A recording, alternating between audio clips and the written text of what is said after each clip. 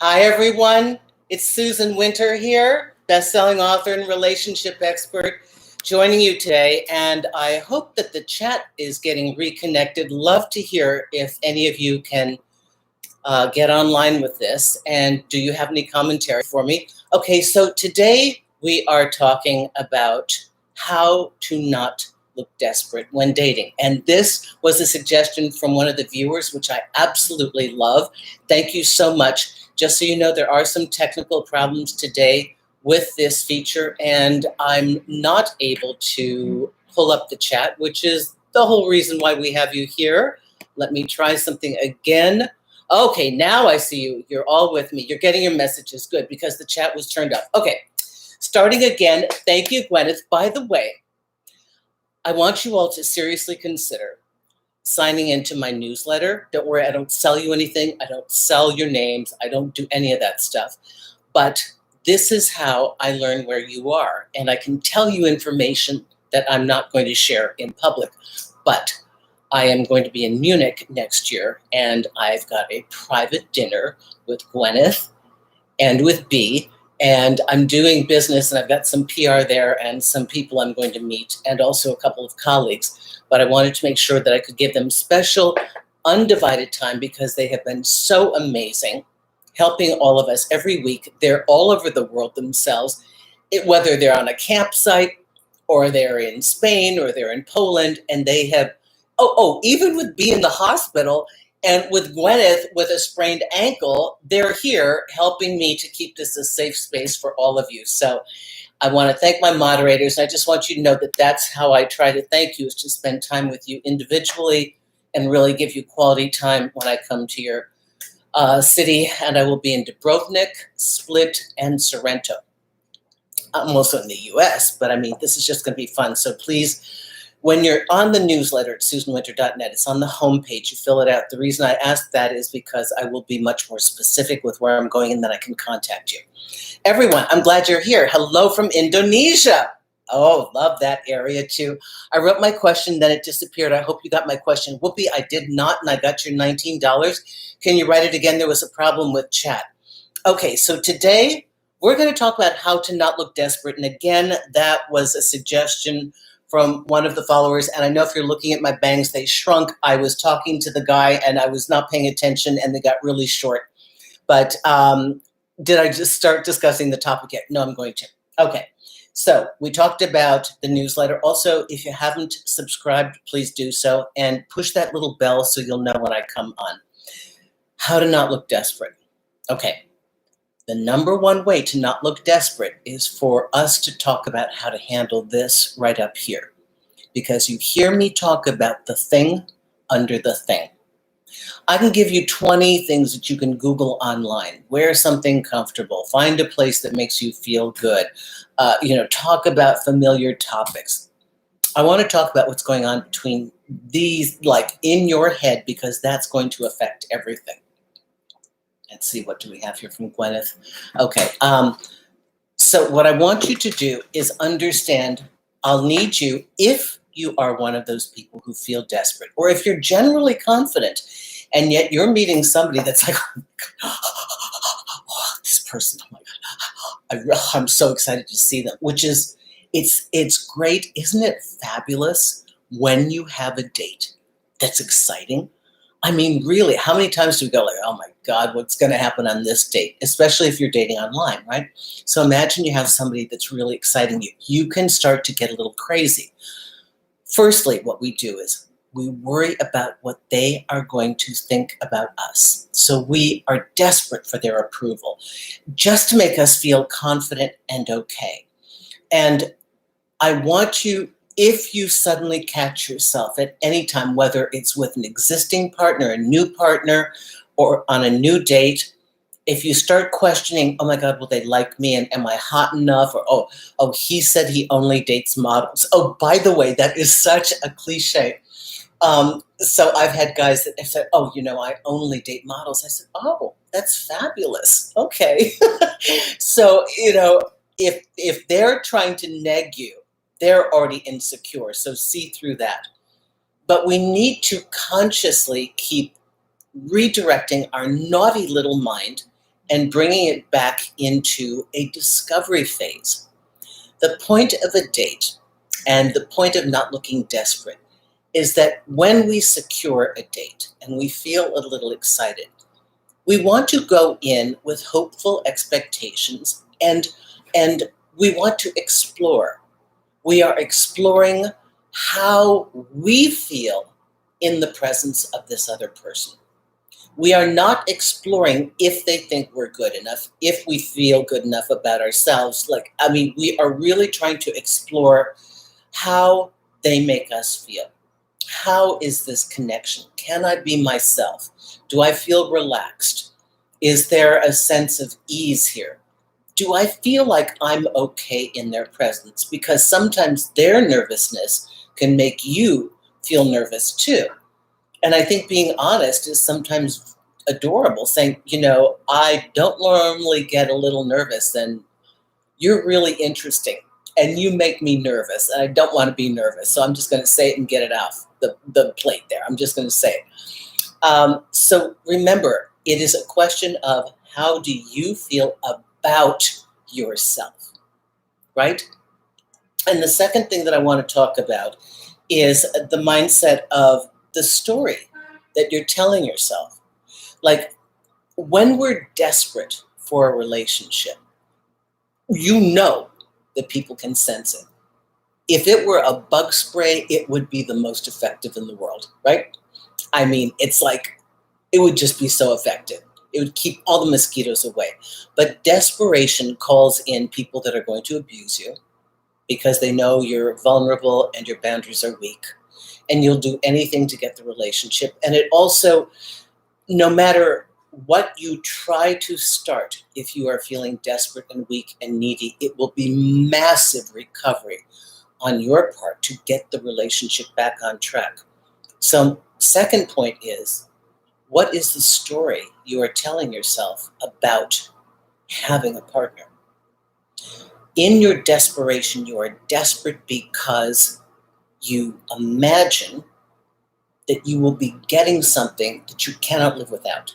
There's this thing that you want and you are desperate to have it. Really, the way to disconnect all that stuff is to isolate the thing under the thing. What is it you're desperate to get? Feeling of belonging? Relationship won't necessarily give you that. I can attest to enough people that I'm talking as they're breaking up with their partner. Are you looking for somebody who will love you forever? Good luck with that. Are you looking to feel whole and complete? That's not their job. Are you looking to have somebody save you from loneliness? Do you know how many people are in a relationship and lonely? So this fantasy that we have around attaining a partner, it is romanticized like, okay, I'll give you a great example. Okay. I remember being on a mountaintop with my boyfriend and I'm looking over, I would oftentimes in my solitude be thinking as a single, I'd love to share this with somebody. And then I'm actually sharing it with somebody. And it's no fun because they're not seeing what I'm seeing. We're not on the same level. There are no two people that are going to look at a tree and see the same thing. I mean, it's this myth that we have in our minds, and that story is your dream, and that's the thing that's making you crazy. Here's the reality of having a partner from one who has lived half of her life, if not more, with somebody. You're going to have good days and bad days. And in a long-term relationship, there are going to be days you wished you were single. I'm telling you the truth. It is your life with another person. Having a person doesn't make your life better. Having a person, you've got the same life with another person. Can you grow together? Yes, we talk about how to do that. If you have a person who's got a mindset for growth, that's amazing. Then the two of you together go on an additional journey. But if you are looking at attaining a person for partnership to alleviate pain, anxiety, loneliness, social pressure of being single, blah, blah, blah, blah, blah, because your mother is bothering you and how come you don't find somebody, then that's not the right reason. And that even if you attain them, it's not going to bring you the happiness. So once we realize what it is and what it isn't, it deconstructs some of that nonsense around it, which I'm hoping will alleviate your sense of desperation. The quickest way to regroup is to really identify the thing under the thing. What do you want? Belonging, wholeness, a companion, to expand your world by looking through the eyes of another. Some of these things can indeed be achieved in a relationship. Okay, so we become fixated on thinking this one person that we're going to date or see or that we're with is going to give it to us. And this is where we have to be careful, especially in the honeymoon phase. So this is not just about me. We've got chat working because I want to answer some of your questions. And again, I want to go back to the first person, Whoopi, who gave me money right away. Whoopi, I do not know what your comment is. Please write it again, and my mods will pick it up with arrows. Oh, I love your hair today, Susan. Thank you. Yes, I have this massive forehead, and I hate wearing anything in my face. I've always got my hair pulled back so I can concentrate. And so my bangs grow very quickly. And so everybody's like, oh, God, have you tried bangs? It's like, really? In the 40-some years I've been on camera, you don't think I've thought of that? And I thought, all right, let me try it one more time. So I'm trying. This is out of my comfort zone. It's not really my look, but I'm trying. Okay, Mira says, out of desperation, my boyfriend just left me when I found out I was pregnant. Now I'm on my own. But I rejoiced because he was verbally abusive. He knew I was vulnerable in life. Wow, Mira. That's a whole nother level. So this is not about you, Mira. I want to be very, very clear. But how many times do we look at a partner and think to ourselves, oh, maybe I could create a family with this person. Maybe they'll be a loving, consistent mate for me. And then there are no guarantees in this, okay? This is why we want to be very realistic on what we are asking of our partner and truly test throughout a period of time what they are capable of giving and not giving. And even if they give it at one point in time, they may not give it in another. And it doesn't necessarily mean it has anything to do with you. Okay, here we go. Whoopi. Whoopi, again, more money, more money. Whoopi, where's your question, my dear? I know I cannot find it. Got to go back because we had some, let's see. Whoopi, Whoopi, Whoopi. Hang on, everyone. Susan, I wrote my question, then it disappeared. I hope you get my question. There was a problem with chat. Let's see, hang on, everybody. We're getting your messages. Hang on as I go back here. I can't wait to do these things live, y'all. I just do so much better. We're in Madrid. Gwyneth, oh my God, I lived there for a while. This is fabulous. Okay. See, Whoopi, we're going to have you write it. Please, my mods will find it. I promise you they're very, very good. They're fabulous, even on vacation. Oh my gosh, this is so wonderful. Okay. Grisha Sharma, 100. Thank you. Love your hairstyle. Want to know how to feel confident when you date someone out of your league? Fabulous question. Thank you. Also, how many common interests do you need to share? Okay. Fabulous question. Why do you think they're out of your league? Now, there's socioeconomic league, there is looks league, there's intellectual league. There are lots of different ways that we count our chips. So, however you have mentally positioned this person, first of all, you've already made yourself feel inferior, so no wonder you feel desperate, right? You're not coming from your A game. So I want you to physically write out so you can see, okay? What do I believe this person has that's far greater than me?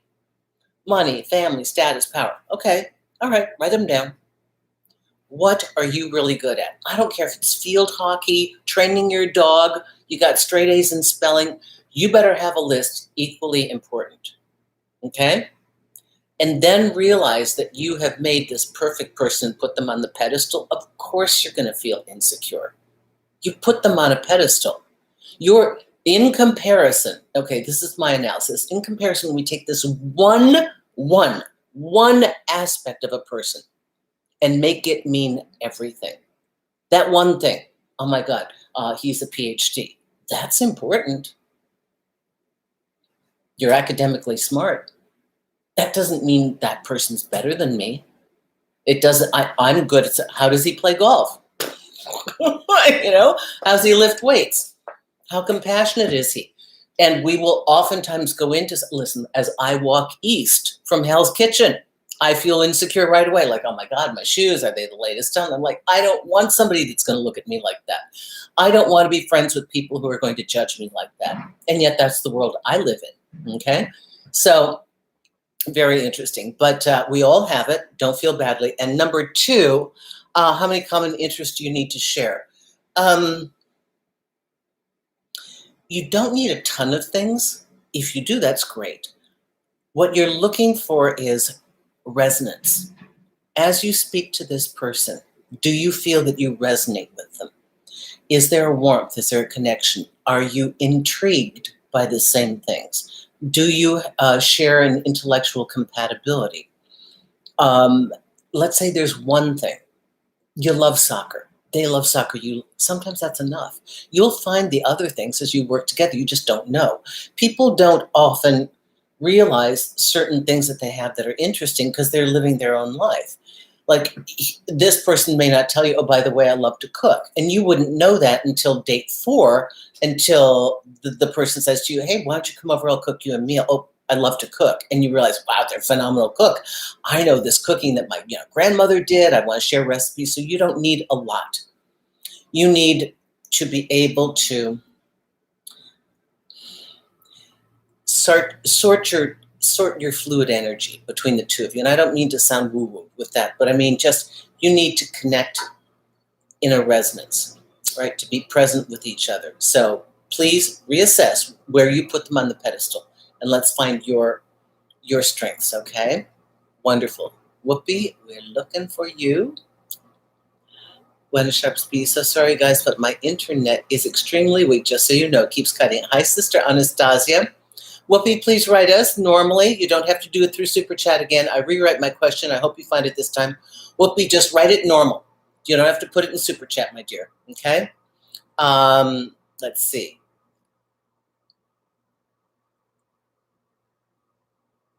Some of these questions I'm not an expert in. I work with human beings, so if you're asking me questions very specific to gay, I might not have the best answer. I have people I can refer you to.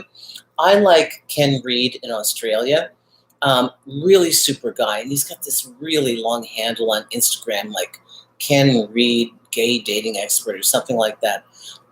So this person is asking, Nicholas, you're saying, in gay dating, is it okay to ask for the preferred sexual role? Because if we have the same sexual chemistry, we'll just not be there. So, I was working with somebody recently that said, I'm a top and my partner's more fluid. Okay, he can go either way. But that's a normal discussion. By the way, straight people talk about this stuff too. My girlfriends who are far more, I should say, communicative in this area, that's like one of the last things I talk about because I got to get this here to go through the barriers. But I do know that most people will mention, like, I'll never forget, I answered, and I've told you guys the story, but I answered a personal ad years ago for my girlfriend because she wouldn't do it. And the guy said he was looking for a woman with a calm personality. We found out that he wasn't being specific. He wanted a ball gag in her mouth. And she's a tough, independent woman. That was not her trick. Everything else. He had a horse farm. She was a horse girl. He had dogs. She raised dogs and trained them. I mean, they were perfect together. She said, Susie, I can role play, but she said every single night, the spanking and the ball gag, she goes, I got to drink like a couple glasses of vodka to do it. I can't live my life this way. What if I got babies? I don't have time for this. So, like, if you're into a certain lifestyle in the straight world, you got to say it. So I think there's got to be an elegant way to bring this up in your language where it's understood. Okay, whether it's a reference to a past relationship or something you like, but you do have to figure out if there are fixed positions, fixed preferences, how this person will work it out with you. Again, there's probably really elegant code for that I don't know the specifics of, all right?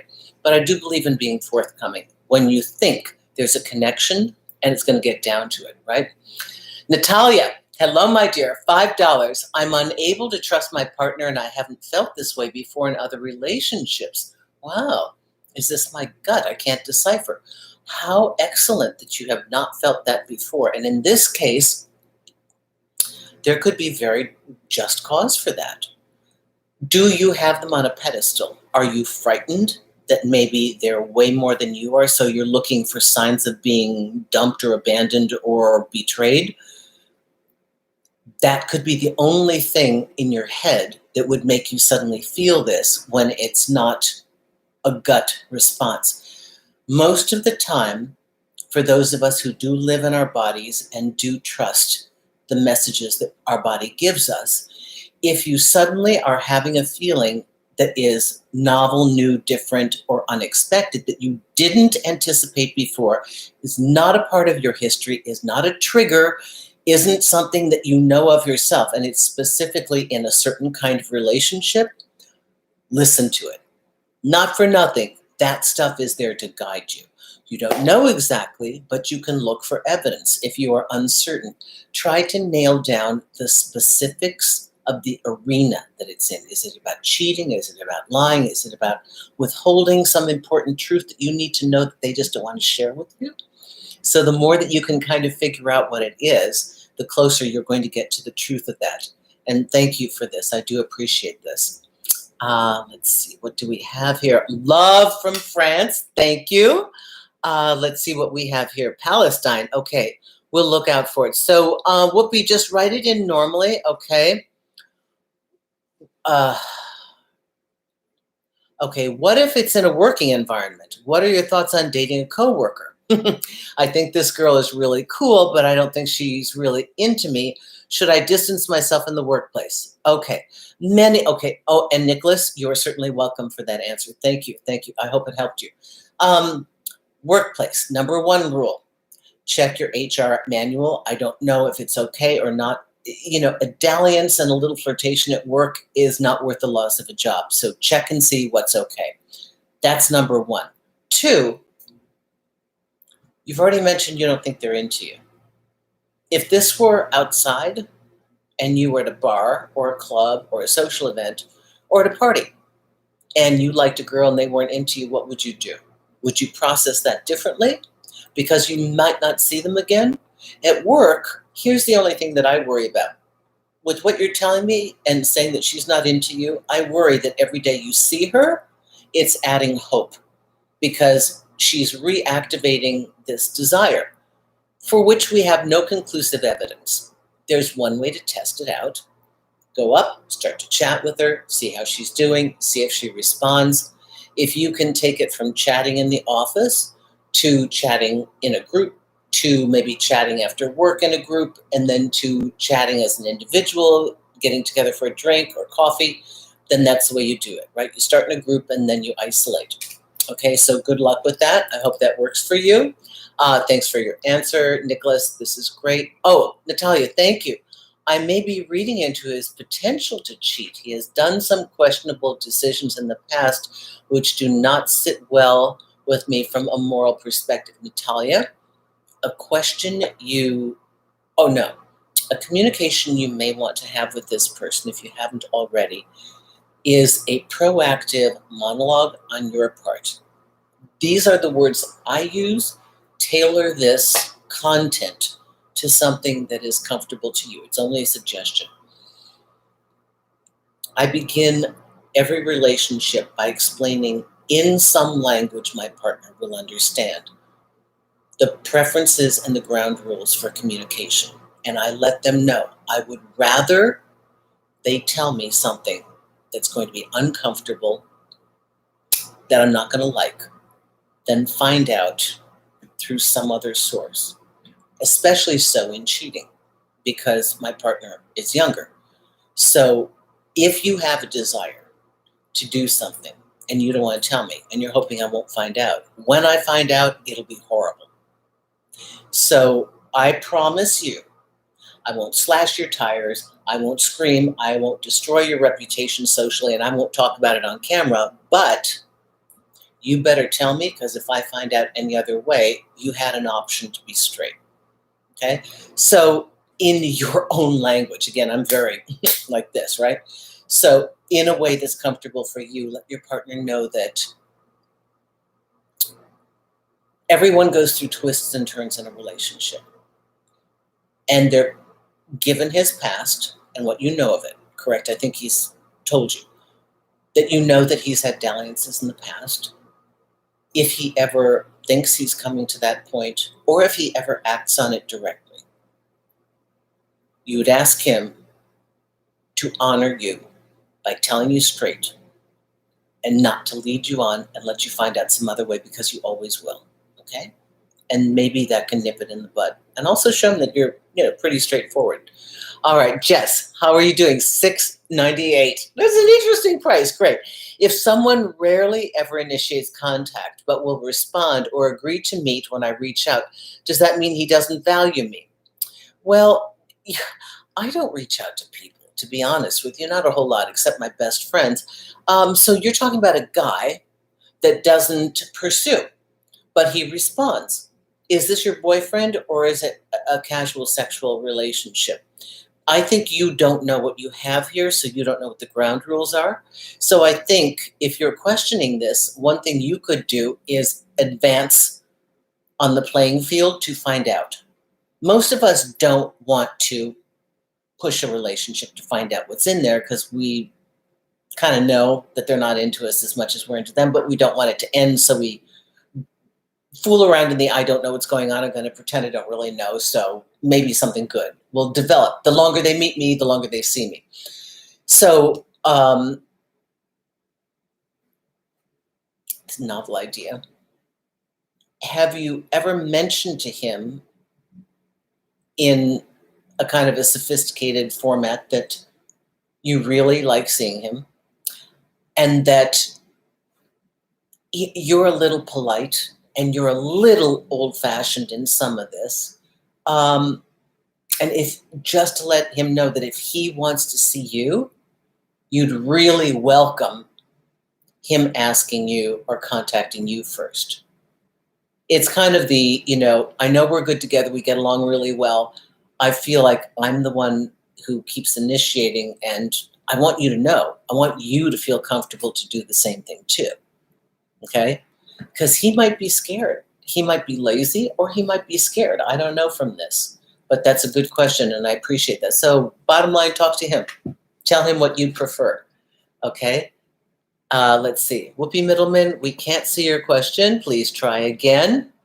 Natalia writes, thank you so much. I really appreciate your wisdom. I've had some very direct conversations with him, and his words don't match his actions. He wants me to simply trust him, does not reassure. Tell him very clearly, here's what I need to trust you. I need to know that your actions and your words match. Something doesn't feel right here. Okay? All right, let's see, what else do we have? $4.99. Maria, do you have a question? $4.99 in euros. Here you go. Here you are. I met a guy I went to high school with and made a move. Okay? Might have come across strong after we got together. What should I do now? Should I contact him or wait to bump into him again? Love that hair. All right. Okay, so Maria, it's not like it's out of the blue. You knew this guy from before. You made a move. I'm assuming you got together and you got busy, right? So now you don't know what to do. What do you know of his personality? Is he, again, lazy? Most guys, if you have sex, I don't know what you mean. I'm assuming you had sex. If you had sex, try one more time. Not for him. This is not about, how do I say it? This is not about like, oh, do you want me? Do you want me? This is to clear the plate and get your answer. I liked seeing you. Love to do it again. Want to know your feelings about it. There's no wrong answer. Just if you want to see me again, please let me know. Or invite him to something completely non-sexual, a cup of coffee, and see what happens, okay? But the most important thing is you have to get answers for yourself, okay? That's what's important. Julia, 100, thank you. Not a first time dealing with a narcissist. I asked for space due to not understanding each other on a personal matter. He broke up, undermining my feelings. Tired of arguing, he wins all the time. So, are we looking for any answer other than run like hell? Because I'm trying to figure out. Thank you so much for this question, but if you are starting the conversation by saying the person's a narcissist, there's only one thing you can do, and that's to leave. I mean, if they're a real narcissist. Unfortunately, nowadays on the internet, anybody who likes anybody that they're dating and the person doesn't act in accordance or does something superficial or shallow or selfish, they tend to call them a narcissist. If you know this is a classic narcissist, and if they're punishing you for setting a boundary or they're gaslighting you or they're doing something like that, then you just have to walk away.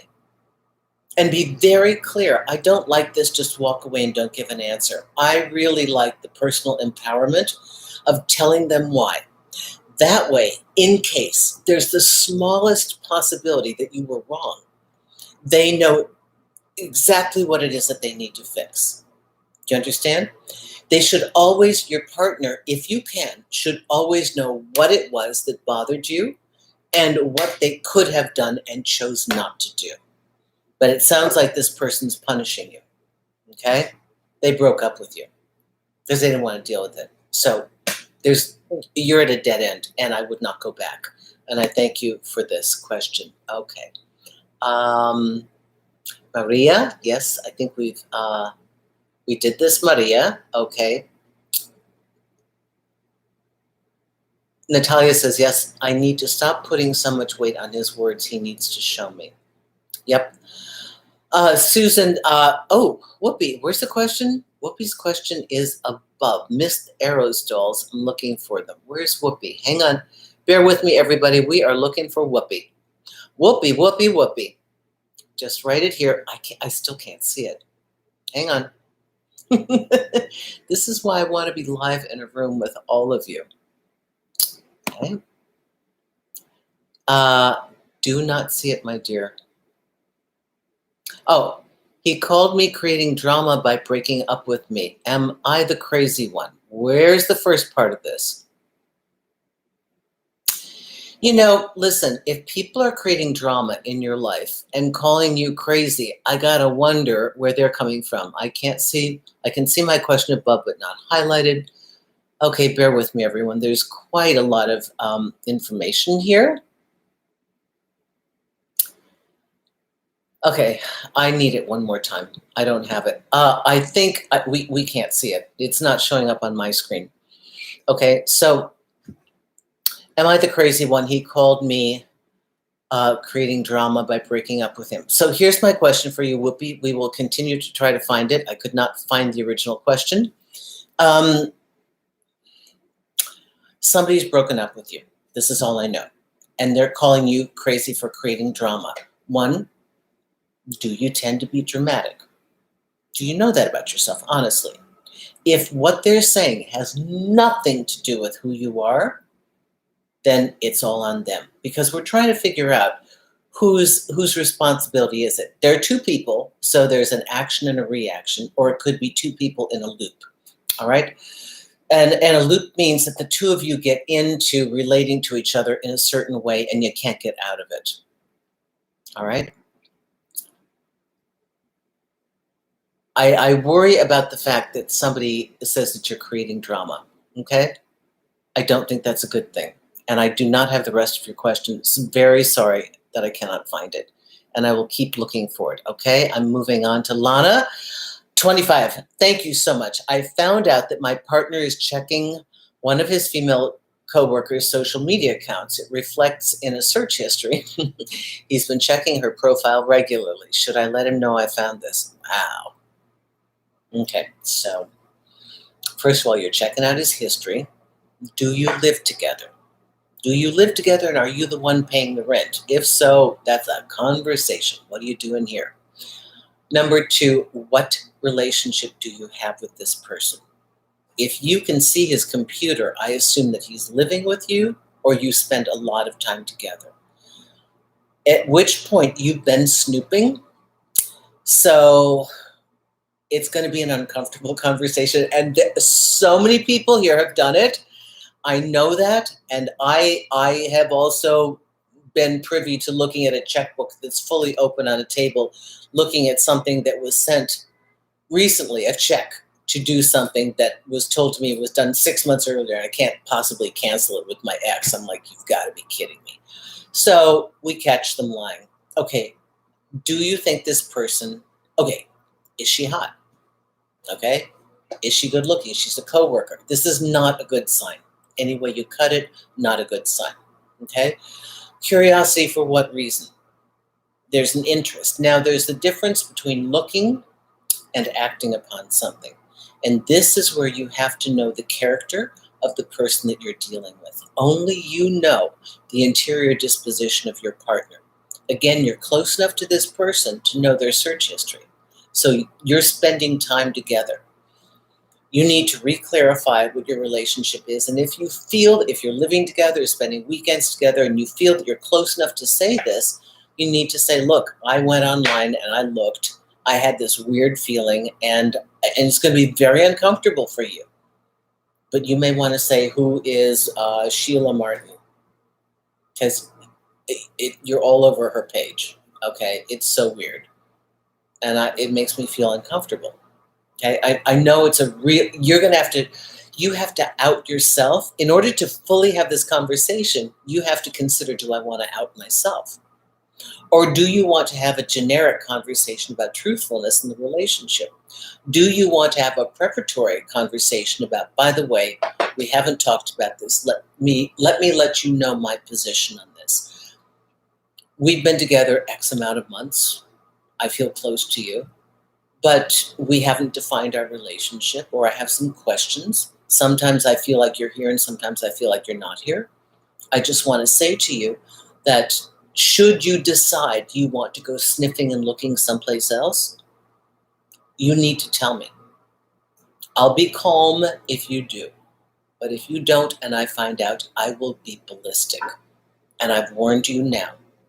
So you have a choice on how this is going to play out. And the same goes for me.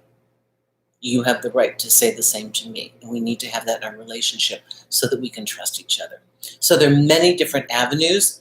And again, because I'm not working with you in a 45-minute session, I can't tell you which road I'd go down. But that's how I think I would deal with it. And I hope that helps.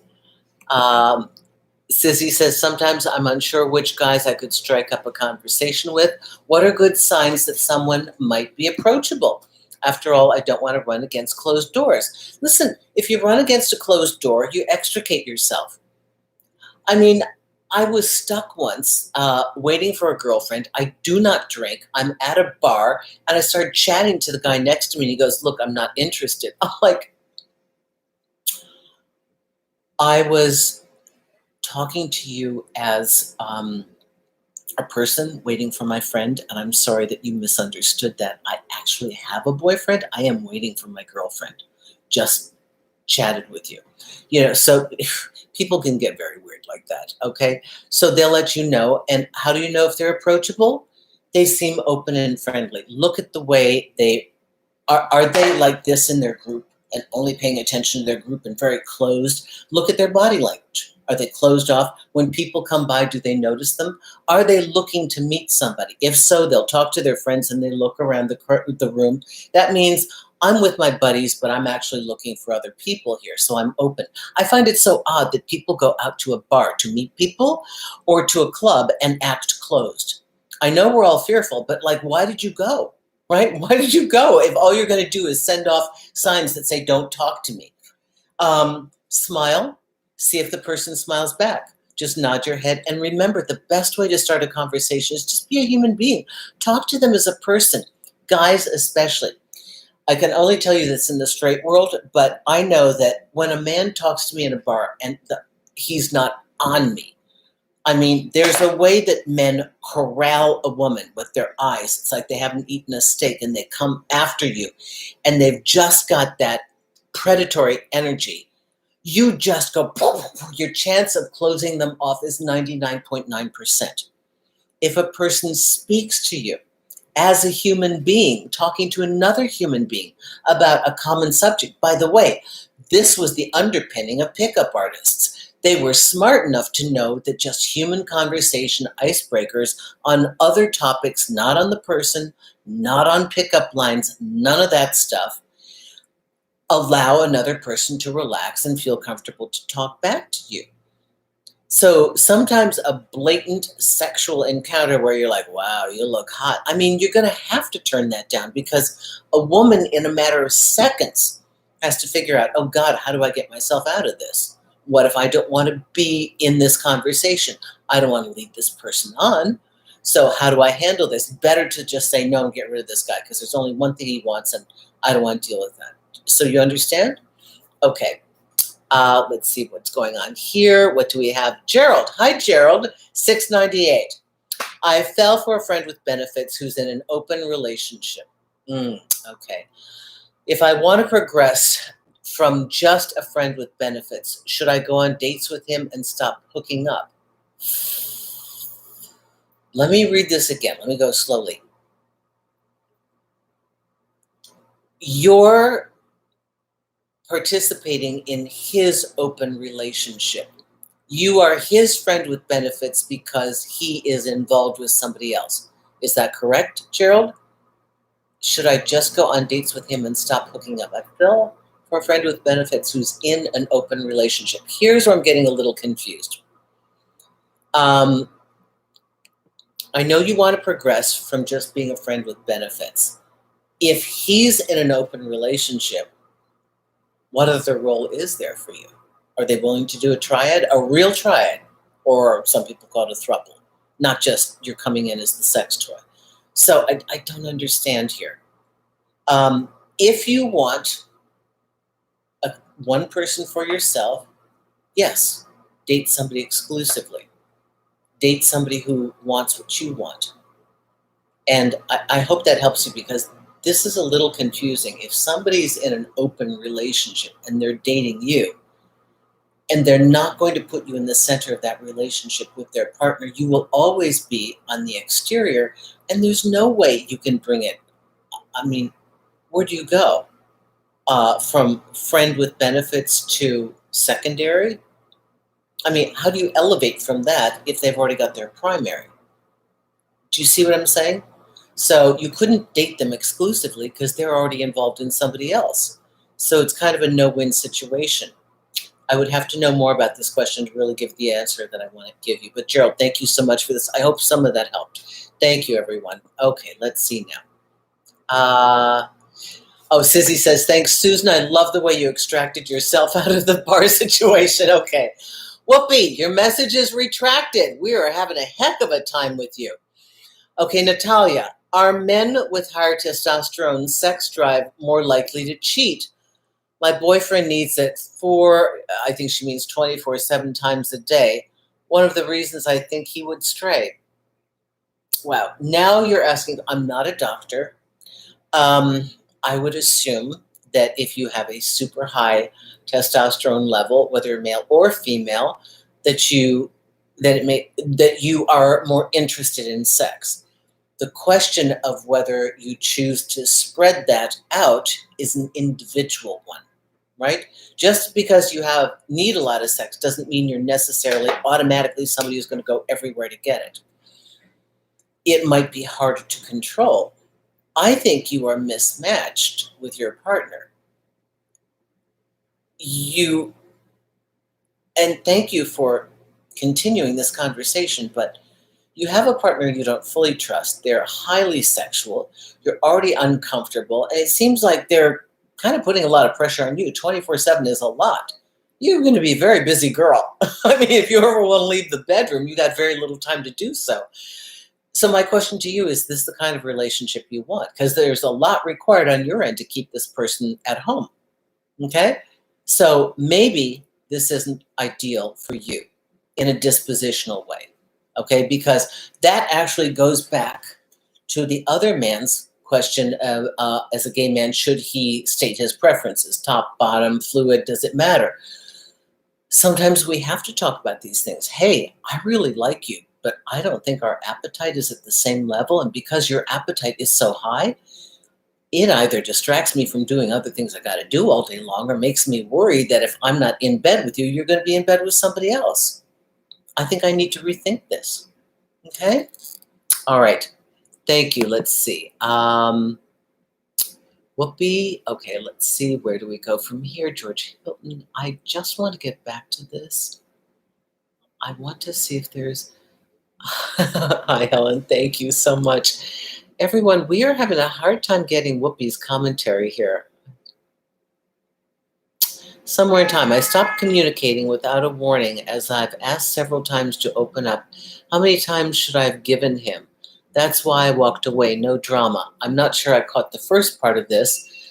Listen, everyone. You have to ask yourself at the end of the day how much energy you're putting into this person. And are they worth it?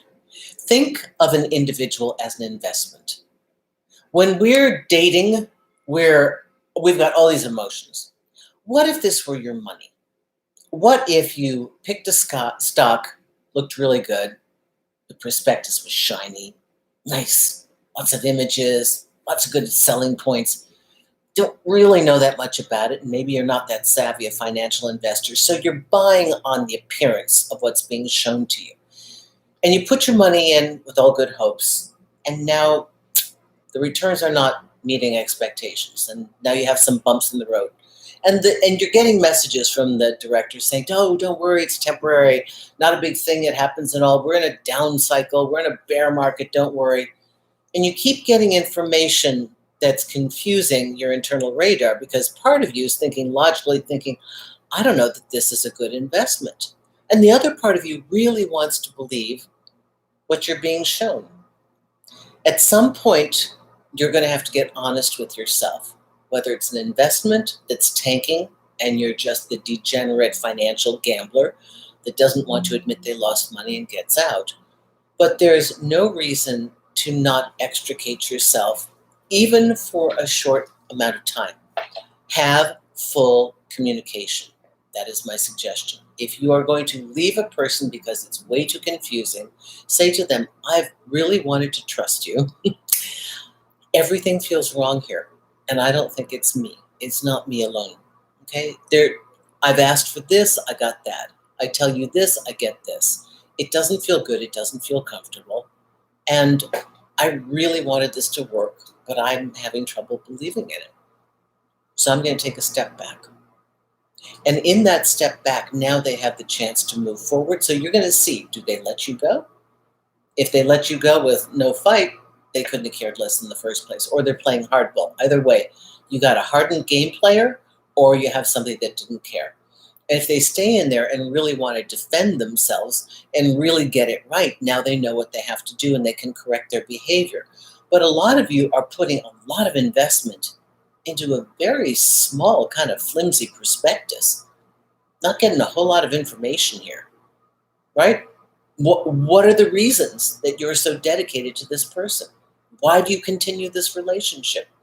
If you have threads that you've got to hang on to, maybe you need to think again. So maybe you need to not be desperate, right? Okay, so this is not to make anybody feel badly. This is to make you feel stronger. If you keep pouring your energy into the wrong person, you come back feeling like a failure. That's all there is. What I call the dirty mirror. You can be the greatest person in the world, and if you're not looking into the eyes of somebody that reflects that back to you, at least neutral to good, then you are with the wrong person. If every time you're with that person you have doubt, if every time you're with that person you feel not so sure about yourself, then unless you have a chronic history of always doing this, it's probably them. And it's what we call a bad fit. There's nothing wrong with that. We're not destined for everybody. This is how we learn. This is how you learn what you want. This is how you refine your model. You get to choose what works and discard what doesn't, but make sure you give your partner the benefit of a doubt by giving them concrete information. I want to stay, but I'm having a really hard time because I'm feeling this, this, and this because of this, this, and this. And I don't want to feel that way. I want to feel like this, this, and this. Again, these are your words that you fill into the sentences, right? Whether it's they're looking at somebody online, or they're not responding to you, or you wonder what you have in your relationship, okay? So there we go. That's that. What are your thoughts on a boyfriend following a lot of women and models on social medias? Allison, depends on the age and depends on what they do. Boyfriend, so it means you've got it hammered out. Now my question is, why does he need to keep looking at all these thirst trap kind of girls? I'm sure. Tell me he's following scientists. Tell me he's following people that are business leaders. Tell me he's following motivational speakers. If he's following girls in bikinis and shots like that, it's like Instagram has become like porn. I mean, what are you going to say? You don't even need to go to a porn site anymore. Just go on certain Instagram accounts. So the question is, what's missing in the relationship, and how does it affect you? If it makes you feel uncomfortable, then it's I don't think people understand how, as a woman, you know the reality of men, but when you feel that it's chronic, this looking, and more importantly, engagement. If they're engaging and chatting with these people, it's like, dude, that's so disrespectful. You're my boyfriend and you're chatting up these girls? Like, what is up with that? And if he is your boyfriend, why not an honest conversation? Why do you follow them? Really upsetting to me. Really makes me wonder what I've got with you, and makes me wonder why you have to do it. I'm not trying to make you feel bad or wrong. Please tell me. I will listen. I don't want to judge. I need to hear what it is you need with this. What does it do for you? What does it do for us? You show me the benefit so I can get on board. Okay? All right, here we have $5. IK.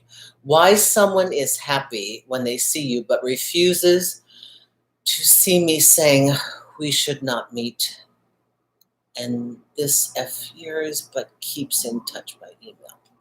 Okay, I'm having trouble deciphering. Thank you for writing in English. Okay, I would be dead in the water in your language, but let me try and go over this and compute what this means. I think you mean is, why is somebody happy when they see you, but they refuse to see me, but they don't actively go out of their way to see you, but they're saying we should not meet. And this, I guess you mean for a number of years, but keeps in touch by email. Okay. If this is a romantic situation, somebody enjoys seeing you when they run into you, but doesn't make plans to see you, and it's been going on for years, this goes back to the previous statement. Why are you there? Ask yourself.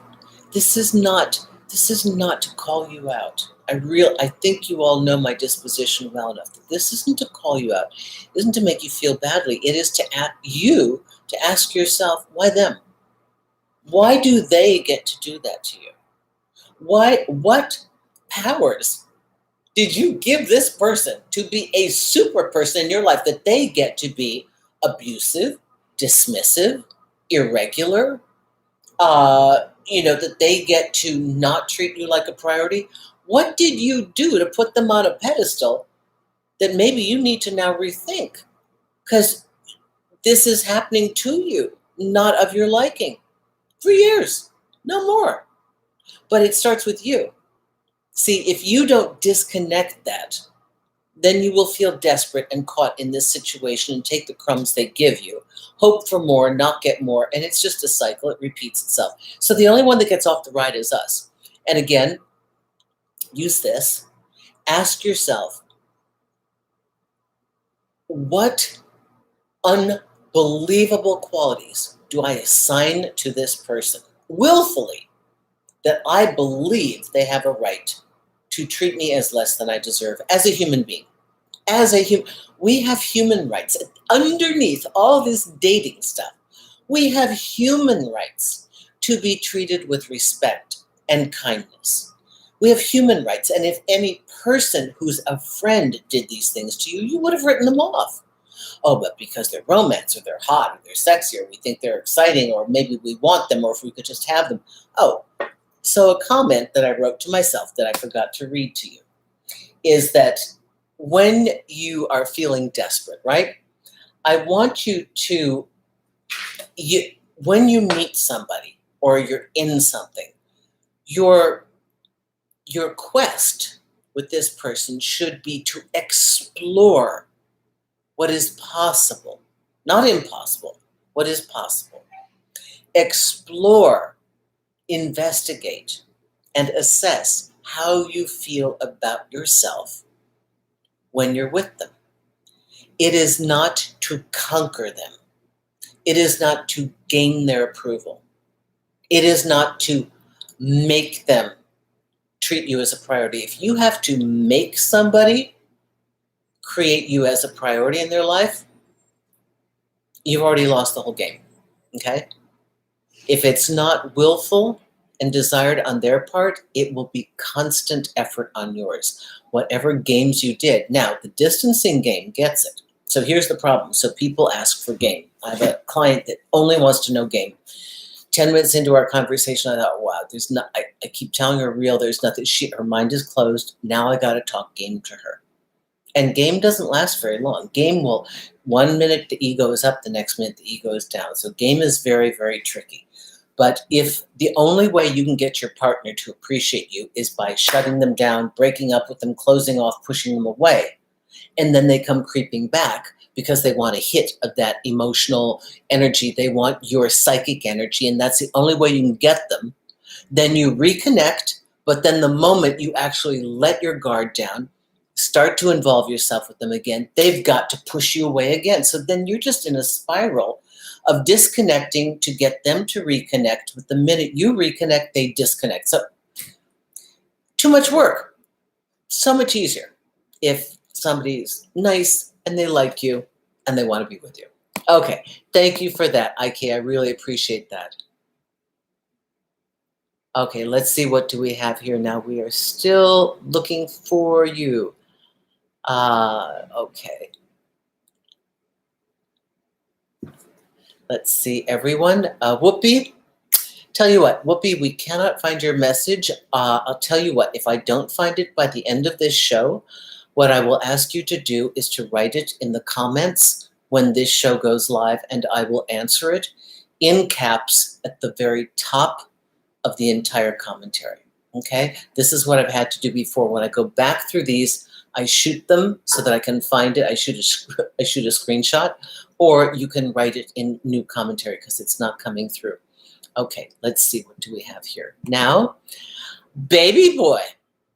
That's so cute, baby boy. Determining as a relationship gets more serious if I'm asking too much or if my partner is not prioritizing me. I think this is part 2, baby boy. Okay, here we go, part 1. Susan, I have anxious attachment tendencies and I struggle with determining as a relationship gets more serious if I'm asking for too much or if my partner is not prioritizing me. Okay, now, you have analyzed yourself as having anxious attachment. And these are this is good work. People ask me to talk about it quite often, but I come from it another angle. Are you attracted to avoidance? Because if you're attracted to avoidance, then you are always going to go back into this loop of questioning, am I right to ask for it? Or like, is it me who's insecure, or are they just not giving it to me? So is this person what you would classify as an avoidant? Because therein starts your problem. I think knowing that you have anxious attachment is good information for you. Sometimes I question how much we should tell the other person if we suspect they're an avoidant, because it'll just key into everything that they already want to do to us. So I would ask you instead, this is figuring out who's whose stuff is whose, right? Like, in general, you'd have to write out the situation and show it to a couple of your friends. We were supposed to go out Friday night. He didn't respond to me the way I thought he would, or she didn't respond. Um, and then I thought we were going out, and I was afraid to call and push. And then it was 8 o'clock, and then it got later, then 9 o'clock. Then I finally texted, and they said, "No, you were wrong. It was just verbal. Oh, yeah, I was busy." If it's a story like that, it's the other person's fault, okay? Because you're having a hard time distinguishing whose fault is it, or who is to blame, or who should be taking the action and who isn't. All I know is that if you're an anxious attacher,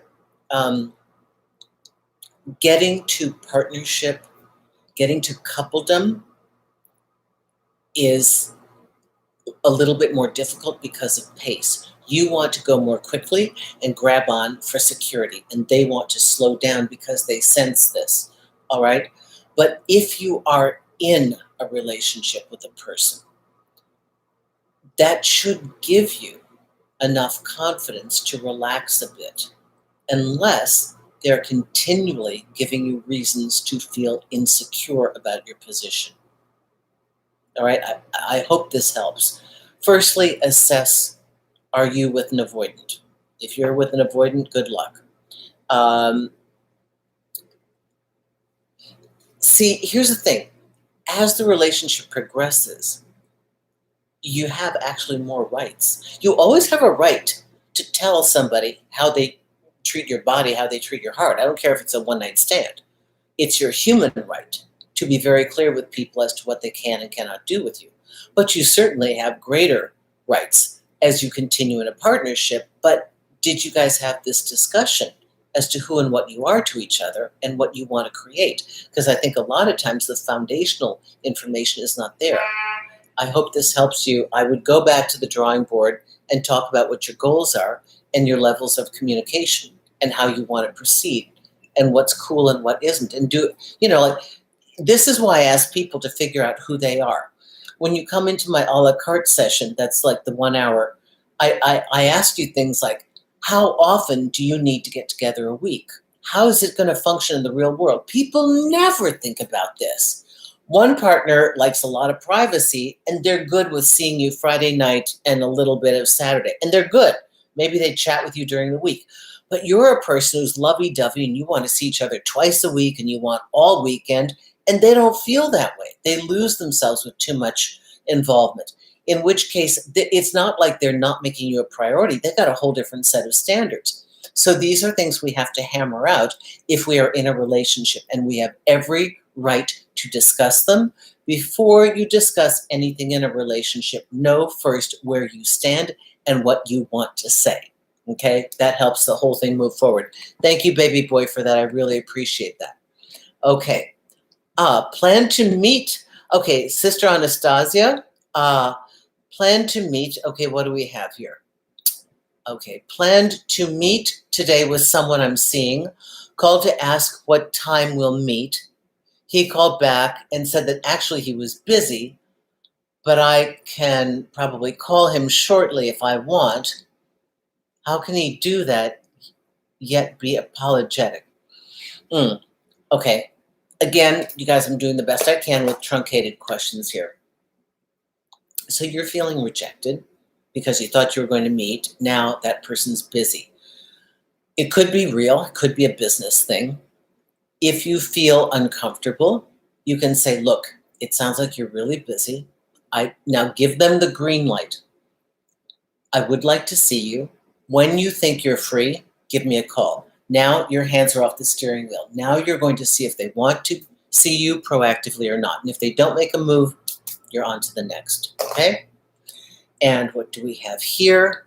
David, 10 pounds. Thank you so much, my dear. Do you have a question for me? If so, we will find it. So we're still waiting. Oh, Grand Chinois Maison, $6.99. Thank you so much. Had a super chat. Okay, Susan, Sister Anastasia had a super chat way far above. Let's see, way far above. I think I read it. Sister Anastasia. Okay.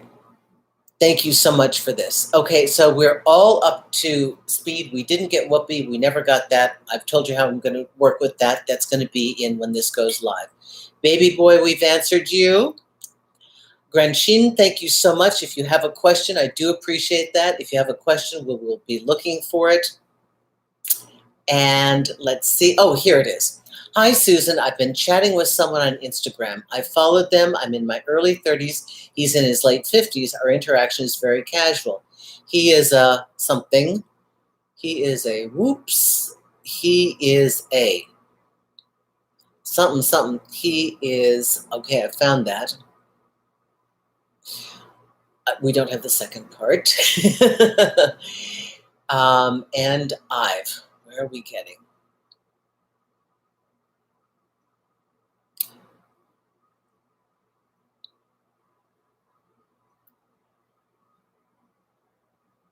Okay, so listen, Granshin, okay, and he's and something I've. It's not going any further here. Okay, so do you like this person? If you like this person and you have any kind of common conversation, I would continue. The rest of your message isn't coming through for whatever reason. Thank you for this question. A lot of people meet on Instagram, believe it or not. And I have a client who ended up in a relationship with somebody that she was following simply because she really liked this person's creativity. And there was absolutely no initial like, oh, I want to get with this person. It was simply about that and became a follower. Then they slipped into each other's DM. Then they started chatting. If you feel that this is a person that you want to pursue, then do the green light and let them know that you're interested. I think being interested in what we do and us online, if they have a craft or they have a business, is wonderful. Oh, here comes Nika. Little Nika's back. You looking? Hang on. I'm going to drink the water first. Thank you, Kevin. Okay, she had to drink my water, of course. So I think I know. Okay, now you just connect. All right, she's disconnected. That's all right. Nika. God, she's so good. When she disconnected this, hang on, everyone. I got cords here everywhere. We're going to wrap this up pretty soon. I want to get to all of your questions. Mods, you've been helping me out so much. This is so crazy because this is jumping in and out. He seems like 50s, and our interaction is very casual. We're still looking for the rest of that. I love seeing the mods work together. You make a great team. Yes, they do. They absolutely do. And I love that you're all helping each other. So I have Super Chat set to a normal speed and one after the next. Sometimes things happen with the internet gods or Google. I have no idea how to fix this. I can't fix it. We do our best to answer your questions. If you give money, then I prefer if you write it inside the box of Super Chat. If you don't, we will hunt to find it. If your message has been truncated, I will do my best to answer the part that I'm seeing and guess what the rest is. If it wasn't answered fully, I will look for it when this goes live and try to answer it in the commentary. Okay? And let's see, David Preston, did you have anything that you wanted to say? Let's see. Bamarig, it's so, thank you for your channel, Susan. David, that's so sweet. Thank you so much. I really appreciate that. Love this. Okay, so does anybody else have anything to say? Whoopi, I'm so sorry. We'll find your message. We will. And if anybody else had a Super Chat and I didn't answer you fully because it got cut off, let me know. Let's see, Lucy, I was ghosted by a friend I got intimate with. Well, he visited me in Germany a few weeks ago. I'm coming to Munich. This is why I want you all in my newsletter so you know what's what. What could I say to myself whenever my self-esteem is down during this healing journey? Great, great question, Lucy Q. I like this. Ghosted by a friend. See, isn't that a double whammy? One, they're a friend, so we think we can communicate with them. We think there's a safety net and they won't screw us over.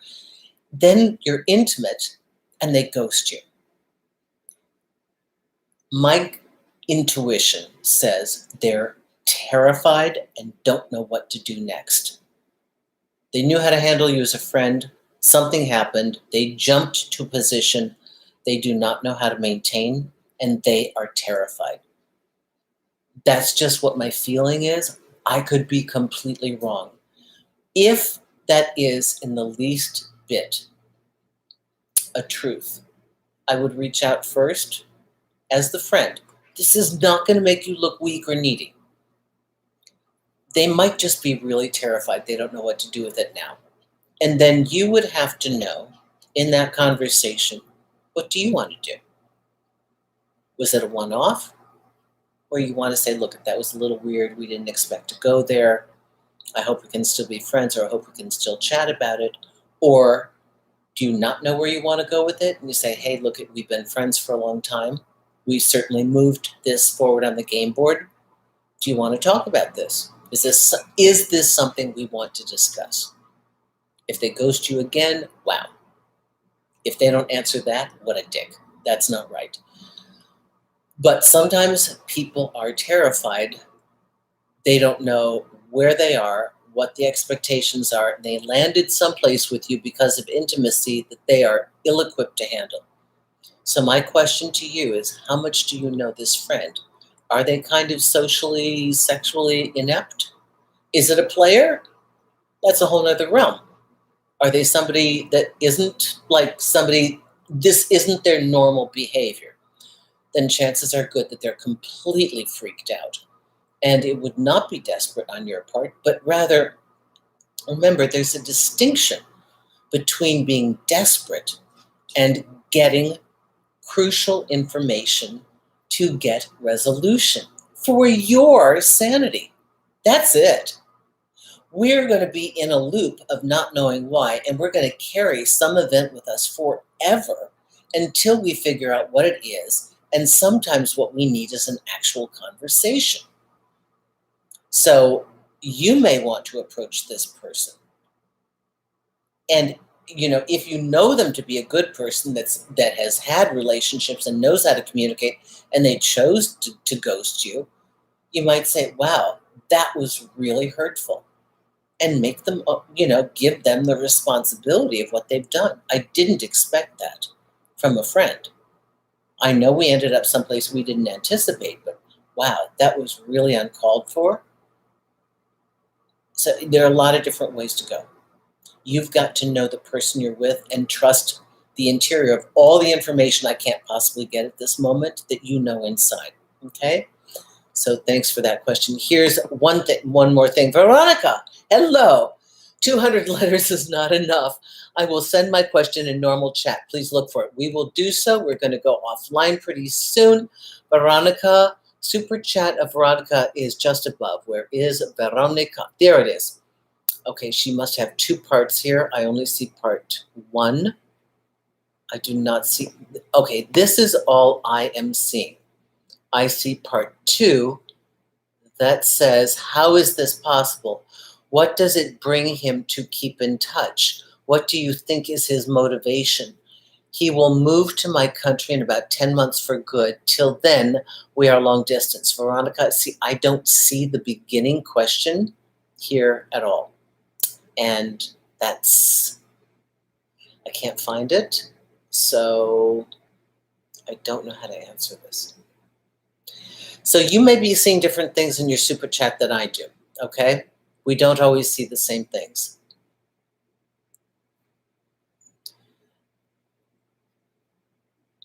Let's see. I'm sorry, Veronica. I'm having trouble seeing this. He'll move to your country in 10 months for good. Till then, what do you think is his motivation? Okay, sweetie, I cannot find anywhere in your material or my site here what this question is. If somebody's going to move to see you and you're trying to question what a motivation is, you need to actually talk to this person. You need to ask them the questions you're trying to ask me. Okay, most of the time people are writing me and you really need to talk to the other person. You're just uncomfortable doing so. So I'm really sorry, I cannot see the beginning of your question. I know you want it answered, but because I can't read it, I don't know how to read somebody's motivation. And as a matter of fact, you will glean more information, and it's really good practice to learn how to do what's uncomfortable. I would start by restating the situation and the facts as you know them. This, and this has happened. Then this happened. I'm unclear. Can we talk about this? All right. This should give you the question and the motivation that you're asking for. All right. Thank you so much for that. Okay. Granchine, I know he's single. I reached out to him as a fan of his work. Okay. He lives very far away, but our paths might pass since I'm actually moving to a nearby state. That's very soon. I never liked someone this much. Granchine, now you have a good connection. Stay in contact. Keep building the relationship through what I call volley. You don't know yet. You like this person, what they're presenting on Instagram, but proceed. Don't start to lope forward in your mind. And that's a term for people that have horses. Like it's a soft canter, but don't start building too much of a dream, right? No, you like their creativity. You're moving near this person. You're a fan of their work. Develop the connection, human to human, before you start to lace on this romantic thing, because you don't know who they are, what they are, as far as their romantic life. Okay? Can be very different. People can be very functional in one realm, not functional in the next. Okay, so thank you for this. Sister Anastasia writes, we planned to meet today, ages ago, and last minute said he's busy. That was true. He was apologetic, but I felt hurt. Okay, Sister Anastasia, thank you so much for clarifying that. So here's how we figure this out. If somebody turns us down for whatever reason, and good that he apologized, but you're uncomfortable, okay? Not for nothing. There's a reason you're uncomfortable, so we have to honor that. If they then make a new plan and give you an alternative option to see you again, that is good. If they cancel you at the last minute and say they're busy, I think that's, they could have told you earlier. So this one I don't like for you.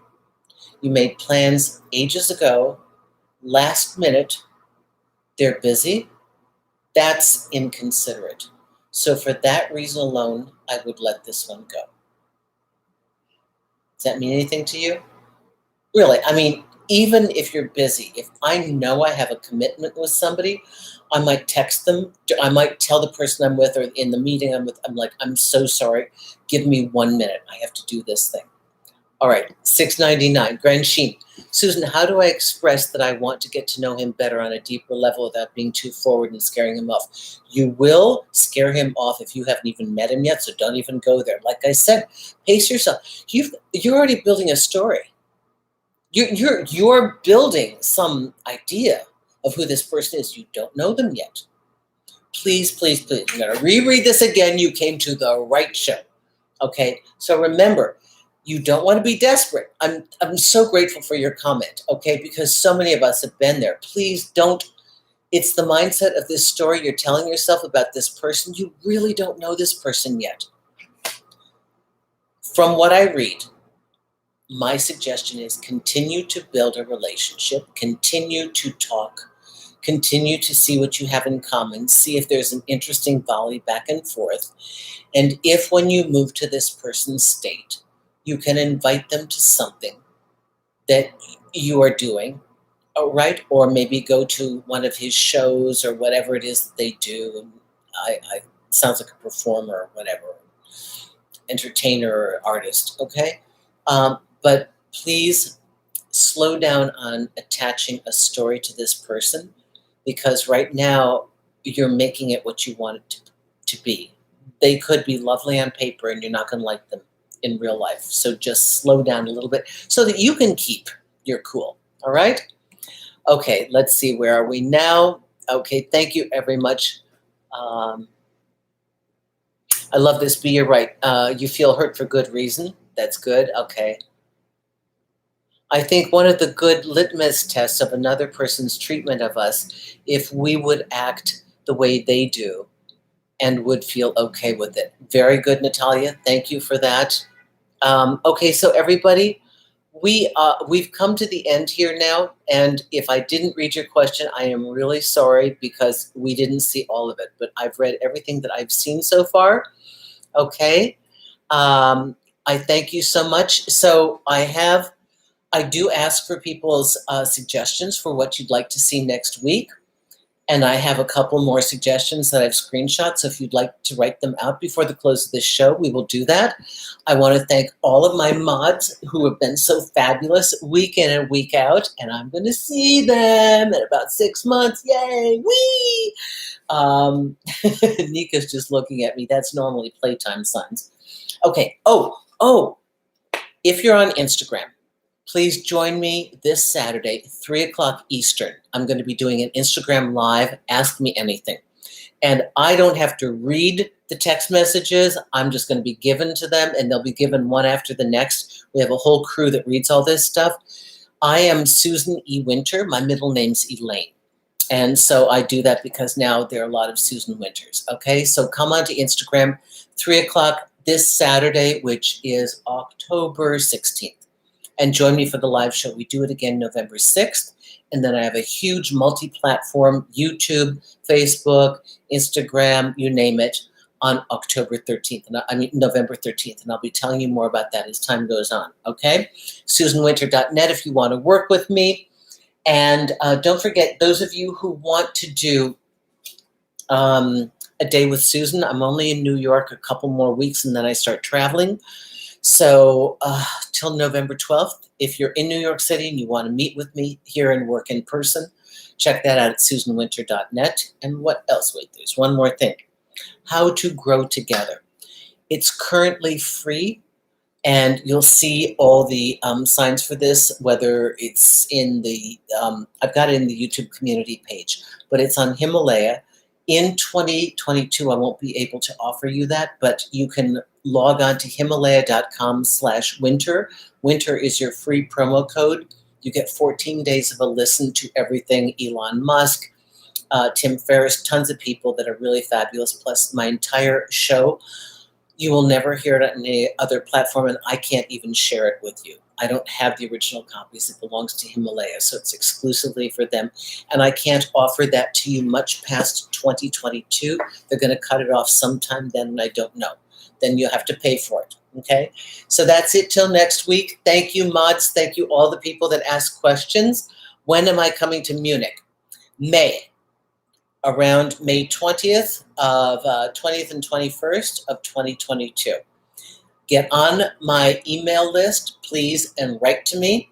Let me know that where you're from. The reason I ask what city and country you're from, I'm not trying to be nosy.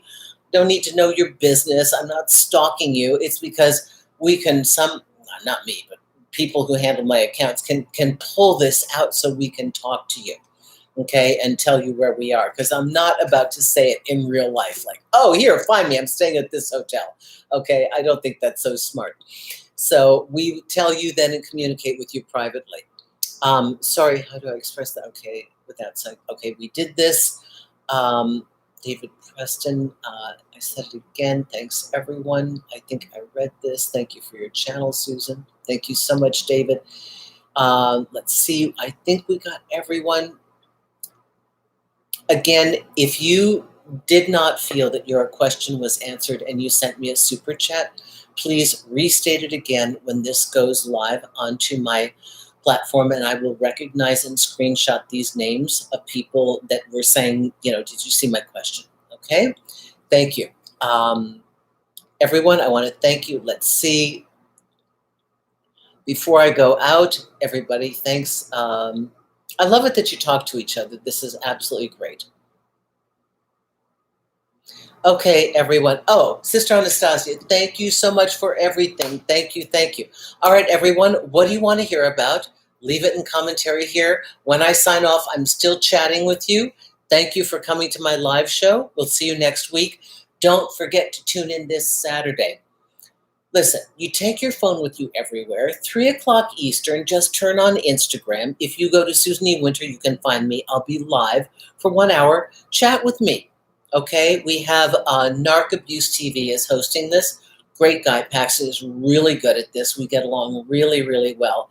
So it'll be another chance for me to answer your questions if I didn't hear. Okay, thank you, everyone. Have a great day. Take care.